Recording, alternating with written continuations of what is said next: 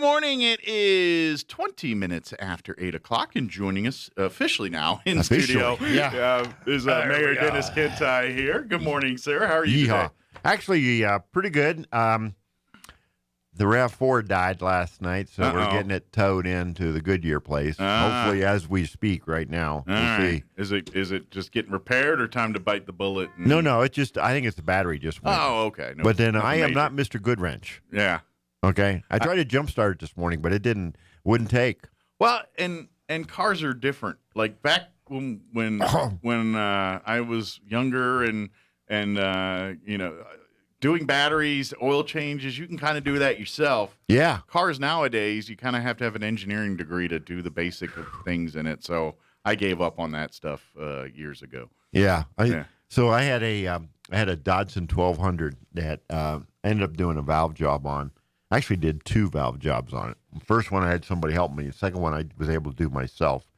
And at one point, this is the summer of '74. I won't bore you with the details, but it had battery problems, and I was too broke to get a new battery. Mm-hmm. So we would push start it.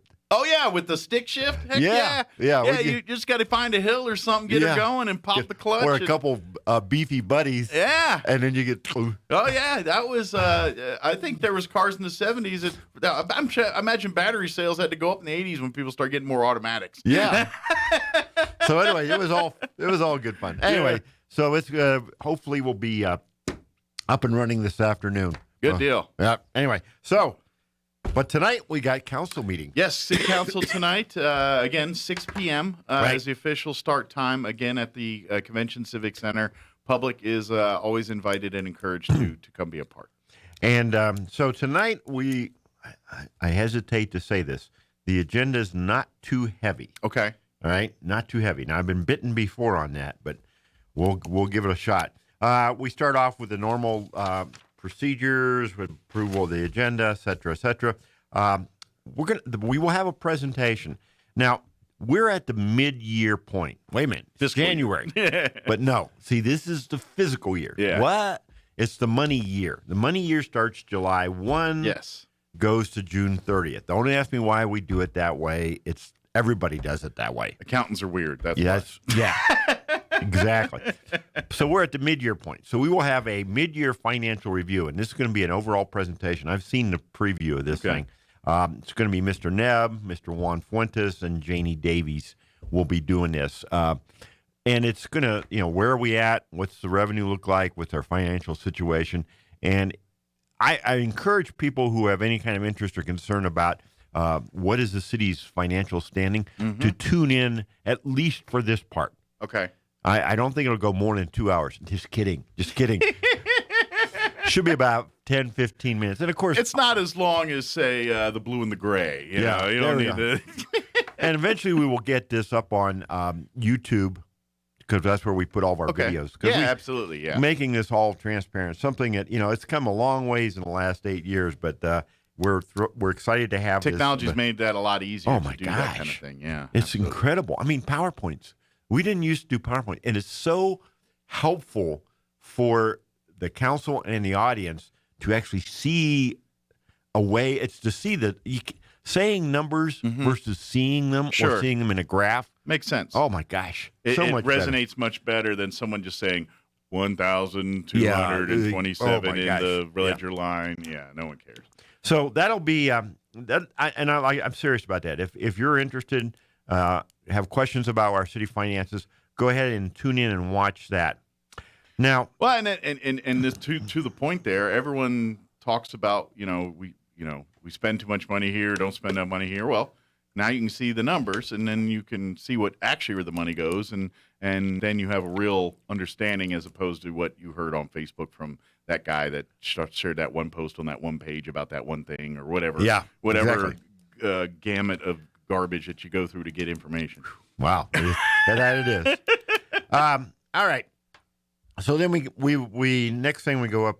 Councilor Orpesa pulled from the consent agenda Resolution 2181 dealing with the Chaves County Hazard Mitigation Plan. What's that?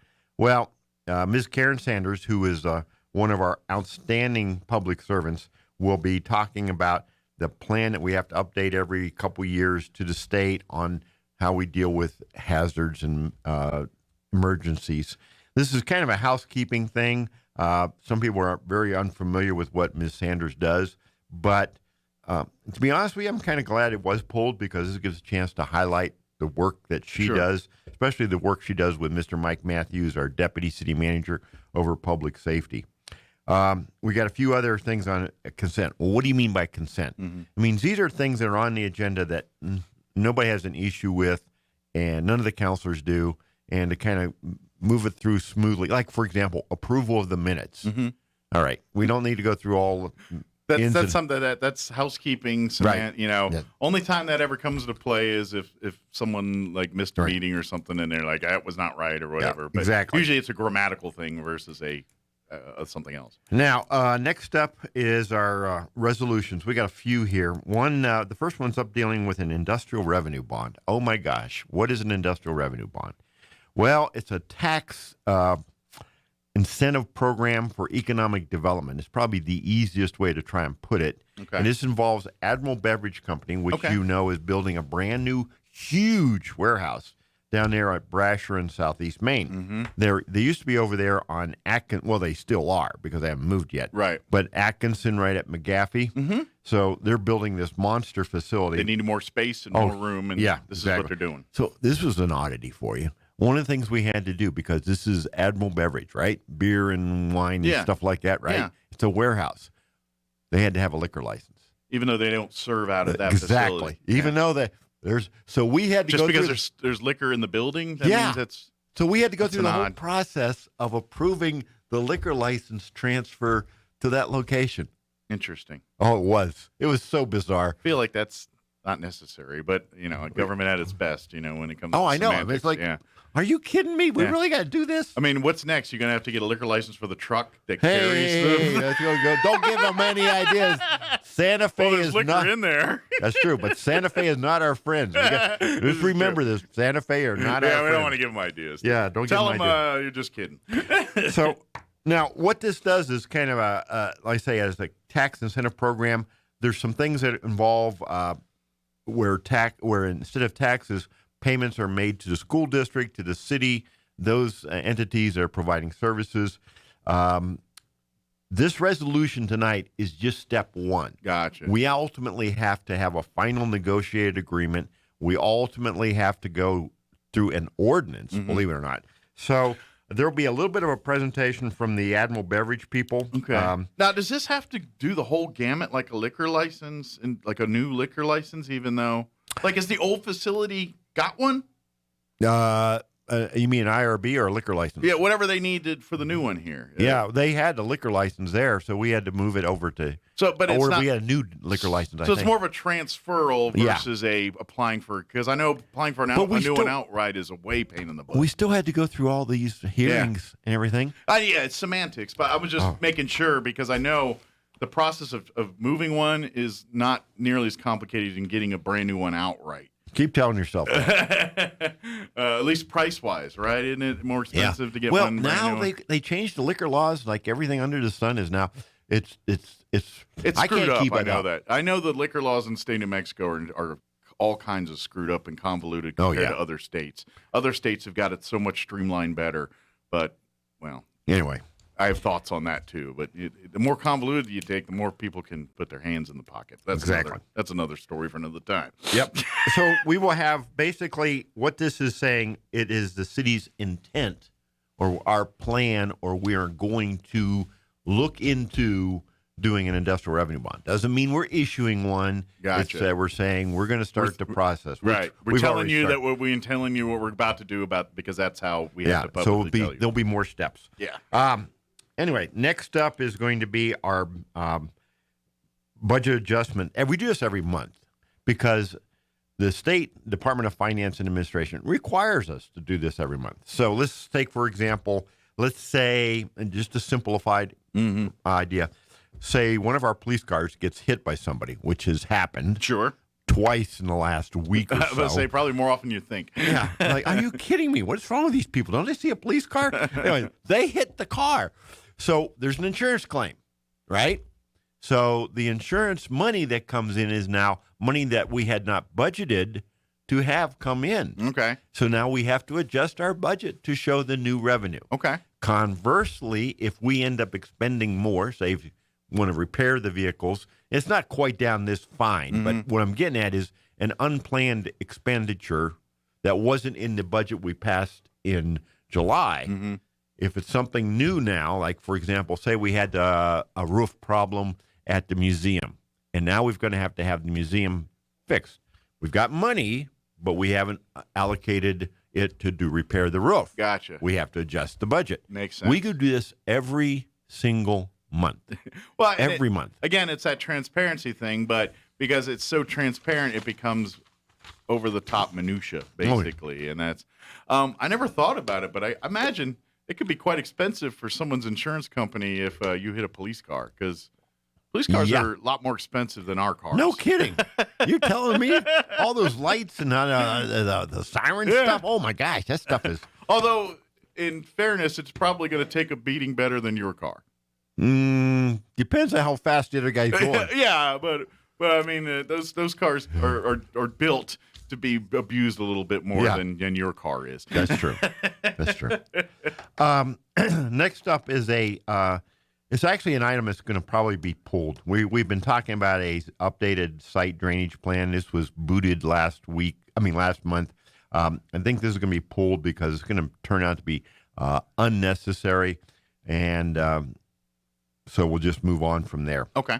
Then we have two proposed ordinances. Now, we're not doing these ordinances. One is these are the authorization to advertise. Okay. So the first one deals with signs. Oh my golly. Like campaign signs? Well, it's like temporary signs. So here's the problem. So we have a sign ordinance that says you can't have signs in the right-of-way. Got you. Well, the problem is, what's the right-of-way? Downtown area here, it includes everything from the curb to the sidewalk. And some of those sidewalks are stepped way back. Gotcha. And it's not just like campaign signs. It's like real estate signs. Okay. All signs in general. Basically. Yeah. And so, like, wait a minute. This is over the top. And it came up 2 years ago. It's come up again this time. I mean, we have signs for churches and things like that. They're temporary. They're not going to be there forever. You know, back the blue. I've got a back the blue sign in my yard. So the issue here is that let's get rational about this. So we're looking at changing this back to allowing people just to, if you own the property, you want to put it next to in the quote right away. Yeah. It's okay. Gotcha. And I think the only place it's a problem is like intersections and things where people need to see to merge into traffic. And most of them are so low, it doesn't matter. Yeah. They're all way down low. Yeah, as long as that's the only problem I see is if you got those big, huge honking wood signs Oh, yeah. that will, in essence, block a view while you're trying to turn right onto something, then that's a problem. Exactly. But short of that, I don't, they're not there long enough to worry about. So the next one up is proposed ordinance dealing with the Clean Air Act. What? Wait a minute. We're going to have smoking? No. This, once again, my dear friends, is another aspect of the marijuana legalization effort. Ah, gotcha. So now we have to incorporate this into how we deal with smoking, because it's not just tobacco anymore. Now you got to deal with marijuana smoking. So this was another one of these massive projects that are ongoing. And once again, these are not the final actions. What it is the council. Basically, the council takes two bites at an ordinance. Ordinance is like a law or statute. So the first bite up says, okay, we see this, and we'll talk about it next month. But we're telling everybody, hey, we're going to be doing this next month. So if you have beef with this, concern, or you like it, whatever, talk to your counselors in between. And if you really want to show up next month, you can do that. Sure. Yeah. But it's kind of like a, hey, heads up. Right. This is coming. This is just our official announcements, and then again, it's part of that transparency thing. And I think I've said this on the show before. Government's job is not to get things done quickly. Their job is to try to get it done right. And so to sacrifice accuracy or sacrifice speed to get actually right, they sacrifice speed. That's what's going on. So then we get into a series of really, I would call kind of the bread and butter stuff. Upgrading the roof on Building 93, which is down at the Air Center. New lease agreement for the Head Start program on one of the buildings. We own these buildings. We lease them to Head Start. New lease agreement. Awarding RFP for janitorial services to a number of companies. Authorizing the roads company to install a new HVAC control system only. So a thermostat? You should see how much this thing costs. No. It's AC like control system, like a thermostat? Now, this is down at Sidney Gutierrez Middle School. Okay. Now, here's another one. This is down at the old base. This is a city-owned building that we leased to the charter school, Sidney Gutierrez. For those folks who don't know, we do have a charter school. Mm-hmm. Excellent charter school, by the way, and one of the finest schools in the entire state. Let me brag on these guys. Sidney Gutierrez, not this year, but last year, started elementary. So now they go from kindergarten through 8th grade. Okay. So they have a early elementary and then they have a middle school. So they got that HVAC system, and once again, that's dealing with the school. Now this is next thing up is a request for proposal, and what we're doing here is the scope of work. In other words, what? Okay. What we're saying here is we as a council agree to what we're asking for. What? No. We need to get security service at the Air Center. Okay. Because the FAA and TSA requires it. All right. So we have to have security guards there, not the TSA people on the inside, but security guards on the outside. Okay. Anyway, so right now we have it being provided by RPD because we had a little bit of a hiccup on this procurement effort. Okay. And so we're back at it. So we got a new scope of work. Council's going to look at yes. If the council says yes, then we go out with the request for proposal. Okay. Hopefully companies submit proposals. Gotcha. Then somebody gets selected, and then we sign a Have your contract. private security handle the outside of the parking lot scenario, basically. So, it's kind of interesting. Well, this is going to be the Air Center night because that Building 93 is down at the Air Center. The Sidney Gutierrez is at the Air Center. Security guard service for the terminal. And then the next two items are dealing with, we call them task orders. Oh, what the heck? Trust me, folks, nothing is simple. Nothing is. We have at the Air Center on contract a company called Armstrong Consulting. This is not the old Armstrong Construction that Bill Armstrong had. This is Armstrong Consulting. Well, who are they?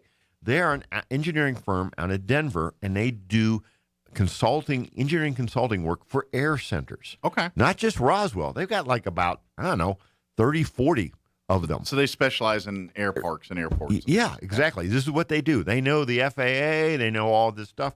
So we got two task orders. In other words, we have them on contract, and when we want to do something special, we have what's called a task order. Say, okay, here, do this. Kind of like, here, do this job. It's like a honeydew on steroids. Gotcha. Okay? Makes sense. All right. I gotcha. So this first one up is to dealing with the large hangar project we've been talking about. Mm-hmm. That's where we're going to build the really large hangar for the company out of Arizona. We had a big meeting last Friday where we ironed out a bunch of stuff. This first task order is for engineering, dealing with the design and construction, clearing out things. We have to take out some old concrete and stuff. This is over there near the paint hangar where Dean Baldwin is. Yeah. It's about a $1.4 million for design and construction services. Okay. So that's a huge deal. And there. at the end of the day, that hangar's, is it going to accommodate the new Airbus, the big old whatever it is? Well, it's not going to do a 380 because 380s are going away. Gotcha. Okay. It's going to handle a 777. Okay. Gotcha. Okay. All right. The Airbus 380, they've actually shut down that construction assembly line because it's just not the market for them. It's interesting what really sells in the airline business. Sure. Big and hulking isn't financially viable for some of these companies. Makes sense. So then the next one, also a task order, but this is for a ramp construction engineering services. So we have some ramps. What's a ramp? It's not the taxiway. It's where the planes go when they get off the taxiway. Yep. It's where the asphalt is, and we're going to be doing this over near the terminal in the general aviation areas. That's the Navy has used that area, and I assume the Navy's still coming, but Good. anyway, so that's is going to be about $500,000, a little over $500,000. Okay. So these two projects are going to be going on at the same time. Then the final item on the agenda is some upgrades at the zoo. We've been working on the zoo. Oh my gosh, There's been a lot of stuff going on in the zoo over the last year here too. Part of the stuff is security. We're going to upgrade our camera system, which we have out there. Some additional fencing, upgrade some of that. And then we're also looking at the first steps in designing some new exhibits. Oh, cool. Very excited about this. Good. We're coming a long way. We've put a lot of money into the zoo, and it's doing very well. Yeah, good. And so we're going to have, we don't have an entrance building yet. We have one that's coming soon. We got a mobile structure. Oh, okay. That's going to be there at the entrance. Serve as the gate yeah. entrance in, main entrance in and out of the zoo there. And so we're working on getting that all up and running. And the zoo's coming along fine. I mean, we had a tremendous experience with the Christmas Railway. Yeah. You got to get Mr. Roebuck in and have him talk about that. They do a great job out there. And of course, ice skating rink was kind of the new feature this year. It was very, and I spent a little time out there, and I was very impressed with the whole concept of how the staff, most of those people working there are pretty young kids. Yeah. And Roebuck did an excellent job working with them, teaching them about customer relations. And so it was kind of a fun little experience. Giving these kids an education on, adult world and working and responsibilities and how to treat people. I think we underestimate the value of those business owners who make an effort to invest in first-time employees. And I'm thinking of other people like Farmers Country Market, a lot of young people there. Sure. And Nick Snowburger. Oh, yeah. Nick McDonald's. McDonald's is a lot of people kind of turn their nose up. It is an excellent way for someone to begin their work experiences. Absolutely. And I'll say this, because I say it every Friday when I talk McDonald's stuff. They're hiring at McDonald's like everybody is right now. But if you look at Nick's management team, oh my gosh, the folks that are there, almost to a person, they all started basically working fries, flipping burgers, cashiering, cleaning. They were ground level, entry level McDonald's employees. Now they're part of his management team, part of his. So working for McDonald's absolutely can be a step up into executive work and things like that. And they're very close to having the South location open. Yeah, COVID's put a real damper on that, but they're close. Yeah, I saw Nick. When was it? I think it was Tuesday, and talked to him briefly, and saw one of his other senior folks yesterday. And yeah, I hope they'll be able to open before February, but that's on them. So coming soon. Yeah, it's coming soon, but it's really coming soon. So it's exciting.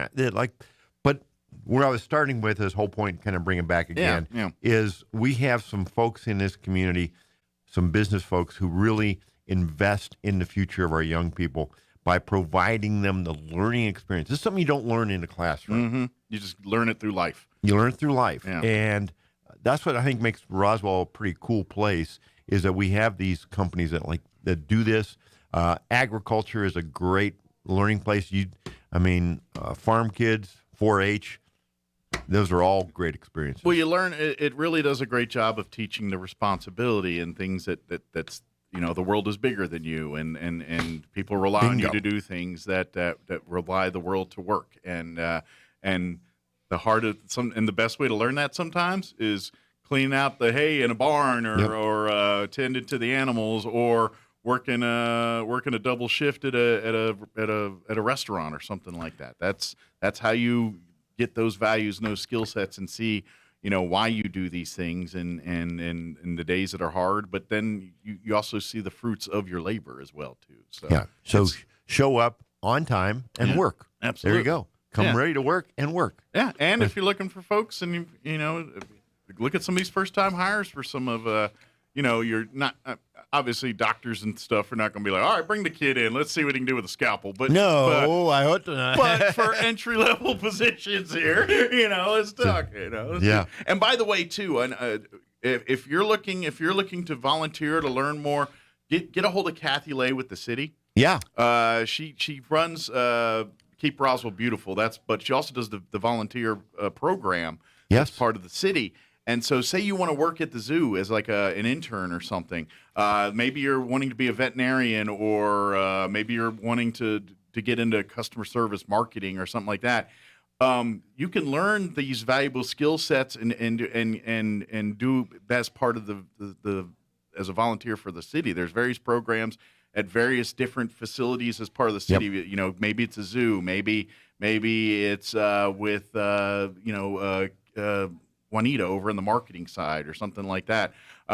Whatever it is, but it's great to if you're college age or high school and you're looking for volunteer opportunities to meet your degree or diploma, things like that. Reach out to Kathy, and who knows, she might put you on to what your future career might be. Exactly. Just because you got to, do some behind the scenes work at the zoo there. And that's the other thing too. If you just love animals and stuff, be a part of this and get more volunteering, and you get to do more at the zoo and do the kind of things you love. So Cool. Just an idea. Well, let me just share with you. Last night, I got the privilege of being at the Roswell Police Department Awards dinner. Ah, cool. It was at the convention center. Tremendous turnout, and the city police department, Roswell Police Department, this was their recognition of retirees, Okay. the folks who had done their time and moved on. This was an opportunity to highlight the years of service. In other words, those who had more than 10, more than 15, more than 20. Officer of the Quarter for 2020 and 2021 because of COVID and everything. Yeah. Everything got screwed up. Hadn't really had a ceremony in a while. Yeah. So we did that, and Civilian of the Year for both 2020 and 2021. And this was the awards. And it was interesting to listen to these citations. And they have actually, so just so you know how this works, there's a committee. And it's not management. It's not the leadership team. It is detectives and officers are the ones who award. Gotcha. Make just these awards. an average pool of law enforcement officers that are part of the RPD. And they sit off to the side and they review all these things. And where I'm going with this is the life-saving awards that I heard last night. Officers coming up on scenes. A choking child, and an officer performs a Heimlich maneuver. Someone injured and bleeding, and tourniquets applied. And we so often think of police showing up and shooting or something like that. And there were some of those incidents too. But the majority of the awards last night were for quick action by police officers that saved lives. And none of that gets seen in the media or by the light of day or the public. No. I mean, you get a couple, like for instance, and this was just because it was a very public place. Was it about a year ago? We had a RPD officer save someone choking at a football game. Yep. They just happened to be in the stands watching the game, and someone started choking on something, and RPD officer just happened to be a couple people down and was able to help them out. That one got a little more public because it was at a football game and everything else. And of course, we talk about the Goddard Rocket football team and what they did. Helping with the scene of that accident here about 6 months ago. Those get a lot of spotlight, and we love those people. But you're right. There's so many people that they walk into McDonald's or Burger King or something and see somebody choking, and they help out, and that's all that happens there, And so it's great to recognize those people. One of the more poignant parts of it were some folks that I had saw that I hadn't seen in quite a while. And I'm not going to name them by name. They know who they are. But they were there because his son is a Roswell Police Department. I worked with this guy when he was at our Roswell PD, and now he's down at FLETC. And then his son's now walking the dad steps a little bit there. And then what's even more amazing was one of the old RPD iconic narcotics investigators, 2 grandsons. Oh, wow. Not one, not a son, grandsons. That's great. And one of whom was a sergeant. And I'm like, He's been there a while. I'm like, holy Toledo. And it's that generational commitment to it. Yeah. And that's very much in law enforcement and firefighting. That those first responder type career fields. That kind of is a family affair for many households. Yeah, the blues. Mm-hmm. Yeah. Is that why I have two son-in-laws who are in law? Anyway, I got the chief gave me an opportunity to say a few remarks at the end, and this is what I'm going to tell this public. This is an incredible police department. I am so very, very proud of these guys and gals, women, men who serve as our police department. Absolutely. This is a tough time because in many communities, police are not treated well. That will never be the case as long as I'm here, because this is what I did. Sure. This is not something I have observed, or this is not something I've talked about. This is not something one of my children has done. This is what I did. Sure. And until you actually do it, it's hard to explain. You have a degree of separation from those, but you have a bonding, a connection with those who do it. And that's incredibly intense. Yeah. You see the humanity side of law enforcement every day. Exactly. Where the public doesn't always see that. And so you understand what they go through, what they deal with on a daily basis. And I think if more people saw that, you probably would be much more understanding of what you see in the world and what goes on in the world. And you see the 3 seconds of video feed in something, and you're like, oh, look what that person did. I was like, let me show you the rest of the story. And, exactly. And once you see the rest of the story, I think you're going to have a lot more understanding of why law enforcement does what they do, how they do it. And now, in a no world is perfect. No, there's bad employees in every job, everything in the planet. Law enforcement's no different. But they do a really good job of mitigating and helping there. And we as a public need everyone's wanting to understand our perspectives and understand this person's perspective, understand the law enforcement's perspective. They're literally just trying to keep the peace, and they have to do it under an intense amount of scrutiny. And unfortunately, from people that don't understand the full picture, you're being scrutinized, but people don't understand what you're doing, and that's tricky to navigate. So hats off to these folks, and yes, love and support to each and every person that puts on a badge and wants to be a first responder. One of the challenges, people talk about hiring more police officers, which, we're actually doing pretty darn well. I think Chief told me last night, we're just 6 short of being fully staffed. We've got a bunch going off to the academy, and it's tough in New Mexico because we have a state government that is not sympathetic to law enforcement, and that hurts us. Yeah. A lot of controversy about qualified immunity and being eliminated. Well, what the heck is that?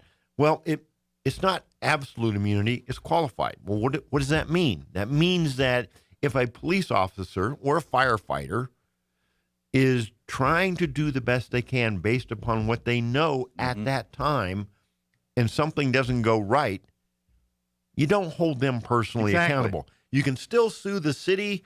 Okay, fine, we get that. Maybe it's a question of how they trained them, but don't sue. Don't try and take the car away from your cop. Yeah. Don't try to take the house away from the firefighter. And this is the attitude that came out of Santa Fe, and this is what frustrates me with that whole Santa Fe crowd mentality and their cronies everywhere, that they want to punish law enforcement, and it's just it's wrong. Yeah, I understand mistakes are made, but you don't want to destroy people's lives when they have nothing but good intentions. Exactly. And that's educate, retrain, learn, all that, yeah. But to destroy someone's life, in essence, when you get fired as a law enforcement officer, I'm pretty sure it's very difficult to land another job if it's, something like an incident that, I just imagine that follows you everywhere you go. So in essence, you are destroying their ability to live and to do things, and that's not fair. So the final point I'll make is that a few days ago was Law Enforcement Appreciation Day. I think it was January 9th. Might be off on the date. So, folks, if you get a chance, please say something positive to a Roswell police officer. Absolutely. And we'll throw in the Chaves County SO. I worked there. But my heart and soul is with the Roswell PD because that's who would be nice to all the serves- badge folks and give them a cup of coffee or something or buy their lunch today. That'd be a good thing. Yep. So awesome. Well, thank you, Mayor. We'll see you in the morning. Yes, sir. Tune in 7:30 tomorrow, 7:35 officially. The mayor will join us and we'll do the recap of Sports Center. Yeah, the Sports Center recap of the meeting here. So All thank right. you, sir. We'll see you next time. Okay.